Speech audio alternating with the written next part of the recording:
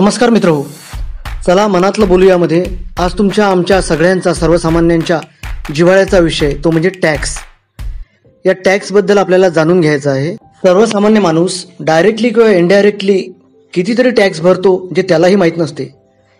आता त्यातलाच एक विषय घेतो की सर्वसामान्यांचं एक स्वप्न असते की स्वतःची कार घ्यावी, पण ही कार घेताना आपण कितीतरी टॅक्स भरतो हे आज कॅल्क्युलेट करूया.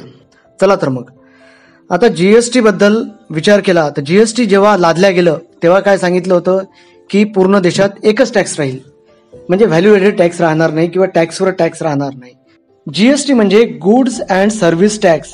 तर गुड्स आणि सर्व्हिस, एखाद्या काही आपल्याला सर्व्हिसेस मिळत असेल किंवा आपण काही वस्तू विकत घेत असेल तर त्यावर जो टॅक्स लावण्यात येतो, जो सेंट्रल गव्हर्नमेंट लावतो तो GST. हा टॉपिक खूप मोठा आहे, आपण त्यावर डिस्कस नाही करायचा आहे. आपल्याला एक छोटं एक्झाम्पल घेऊ की कार विकत घेताना किती टॅक्स द्यावा लागतो. साधारण कार विकत घ्यायला डीलरकडे गेलं की तो पहिले एवढंच सांगतो की या कारची एक्स शोरूम प्राइस एवढी आहे. सपोज या कारची एक्स शोरूम प्राइस 10 लाख आहे. 10 लाखाची कार, पण त्यामध्ये काय काय इन्क्लूड असते? त्यामध्ये असते एक्स फॅक्टरी कॉस्ट, म्हणजे फॅक्टरीमध्ये जेवढे बनते त्याची कॉस्ट, त्यावर लागलेला GST तो 18% और 28%, ट्रान्सपोर्टेशन कॉस्ट आणि डीलरचं मार्जिन, हे सगळं मिळून जे कॅल्क्युलेशन होते, जी समेशन होते त्याला म्हणतात एक्स शोरूम प्राइस. आता या डीलरची मार्जिन किंवा ट्रान्सपोर्ट कॉस्ट ही सोडून द्या, जो GST इन्क्लुडेड असतो त्या एक्स शोरूम प्राइसमध्ये तो असतो 18% और 28%. 10 लाखाच्या वरती कार असेल तर 28% लागतो, 10 लाखाच्या खाली असेल तर 18% लागतो. आता इथे तुम्हाला कॅल्क्युलेशन करायला दिसेल की 10 लाखाची कार असेल तर त्यावर 18% जर GST घेतला तर आपल्याला 1,52,542 रुपये हा टॅक्स द्यावा लागेल. त्यानंतर तो शोरूमवाला तुम्हाला काय सांगतो की तुम्हाला रोड टॅक्स वेगळा पे करावा लागेल. रोड टॅक्स काय असतो? आता हा RTO टॅक्स म्हणजे RTO रजिस्ट्रेशन टॅक्स म्हणजे काय? तर तुम्ही जे व्हेकल घेता ते लिगली रजिस्टर करणे. लॉमध्ये सुद्धा लिहिलं आहे, मोटर व्हेकल ऍक्ट जो आहे त्यामध्ये लिहिलं आहे की it is the responsibility of buyer. ती बायरची रिस्पॉन्सिबिलिटी आहे. तुमची जे कार आहे ते रजिस्टर करणं हे तुमची रिस्पॉन्सिबिलिटी आहे. पण रजिस्ट्रेशन करणे यासाठी तरी किती टॅक्स घ्यावा? अगोदरच GST घेतलेला असतो. आता या रजिस्ट्रेशन करण्याचे वेगळे रूल्स आहे. ते तुमच्या एक्स शोरूम प्राइसवर पुन्हा 11% किंवा 13% त्यांचे एक हे आहे की पेट्रोल कार असेल तर 11% लावतो, डिझेल कार असेल तर 13% लागतो. या टाईपमध्ये ते टॅक्सेशन घेतात. आता इथे एक्झाम्पलसाठी मी एक वेन्यू कारचं एक्झाम्पल घेतलं आहे. त्याची एक्स शोरूम प्राइस आहे 9,79,000. त्याच्यावर रोड टॅक्स किती चालला? 1,07,690. रजिस्ट्रेशन फी 600 वेगळी. HP एन्डोर्समेंट फी म्हणजे तुमचं व्हेकल फायनान्स असेल, आता कोणी काही कॅशमध्ये व्हेकल घेत नाही, सगळेजण फायनान्सही घेतात, त्याचे 1,500 रुपये वेगळे. त्यानंतर नंबर प्लेटचे पैसे वेगळे. या सगळ्यावर पुन्हा 2% सेज लावतात.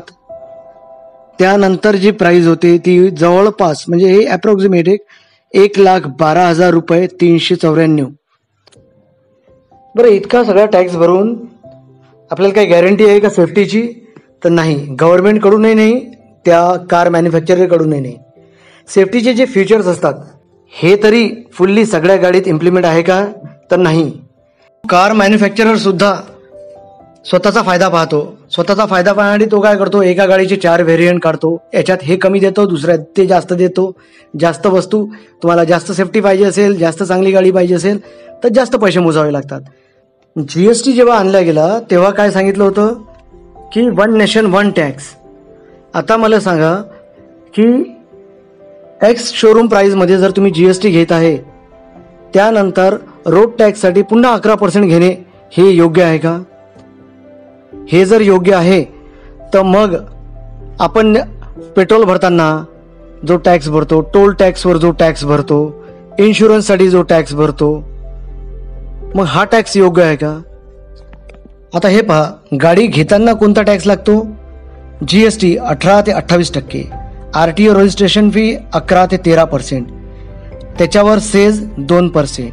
आणि गाडी घेतल्यानंतर काय होते? गाडी घेतल्यानंतर इन्शुरन्स जे काढतो त्याच्यावर 18 ते 28%, पेट्रोल आणि डिझेल भरतो त्याच्यावर वेगळा टॅक्स, तो तर GSTच्याही वरचा आहे. टोल टॅक्स, असे कितीतरी प्रकारचे टॅक्स आम्ही भरायचे.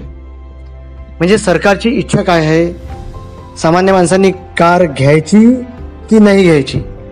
आणि तुम्ही तुमचं ठरवा, तुम्ही एकाच गोष्टीवर कितीतरी वेगवेगळ्या टाईपचे टॅक्स लावता. बरं, हे टॅक्स सगळे एक प्रकारचे आहे का? नाही. महाराष्ट्रात वेगळा टॅक्स लागतो, RTO टॅक्स वेगळा लागतो, गुजरातमध्ये वेगळा लागतो, दिल्लीमध्ये वेगळा लागतो.